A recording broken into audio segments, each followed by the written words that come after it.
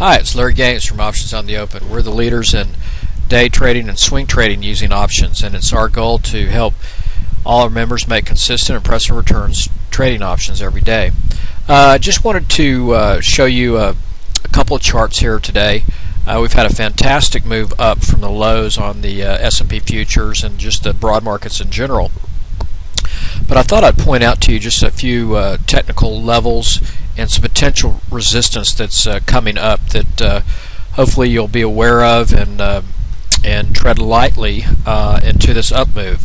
So first off, I wanted to show you the chart of the S&P 500 SPX CBOE index cash S&P market, and this is a daily chart. So what I've done is I've drawn a trend line from this pivot high here back right, I believe this was August 31st, down to these lower highs here, and you can see that this descending trend line, which will become resistance, will come in right about 1204, 1205 in this level here. So this will offer up some resistance coming up.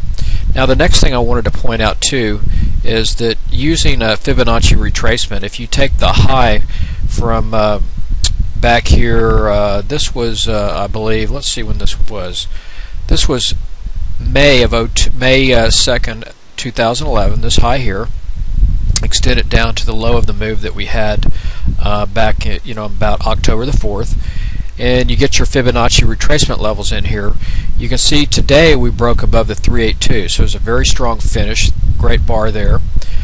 Broke above the 20-day and also the 50-day, so it's very strong right now. So it should have some continued fall through. It could pull back some, but it looks like this market's going to come up and test first this resistance level here, which I just pointed out, and then the ultimate test will be here at the 50% retracement, right in here at about 1222. When you get to 1222, if you make it through this particular descending trend line, this is where you want to really be careful and probably look to reset some major short positions. When you get up to this level, this 1222 to 1230 in this range here, you're going to have a lot of overhead supply that was trapped when the market corrected real hard. You're going to have some longs that were maybe trapped left up here, and they're going to want to start getting out. The other thing I wanted to point out is that if you take the low from October the 4th right here that we made, this low here, that came in at 1074, and then you take today's high at 1194 basically. This move here within just 5 days, that's over an 11% move from the low to the high. Now if you want to look back, the last time we had such a powerful move, if you can remember, this started in June, and it went from right here on this low from June the 16th at 1258. You can see here it came back to the 618, held, and then it had this really hard move to the upside, and topped out here, made a high on July the 7th at 1358. Now this was a pretty parabolic move too, but this was only about 8%. So just be aware that we've had a very powerful move up here right now. It's very strong. It looks good. It's probably going to have some more fall through, but don't jump into the market late. You may be late to the party, so be careful. Watch out. Power cycle trading model triggered a long entry, or triggered this up move actually on the 6th of October. So there's the 4th, 5th, 6th. So the power cycle trading model that we use triggered this momentum shift to the upside on this particular day. So be careful, watch out, trade safely. Now one other chart I want to show you is GLD, which is the gold ETF. Now, okay, this is the daily chart of GLD, and the power cycle trading model triggered a trend change and an up move here. The model triggered this on the 5th of October right here. So this particular ETF we're currently long, and we did go long back here on the 5th, and went long by defining our risk using a call spreads out in December, and also we traded November calls to the upside here today on a day trade, which were very profitable.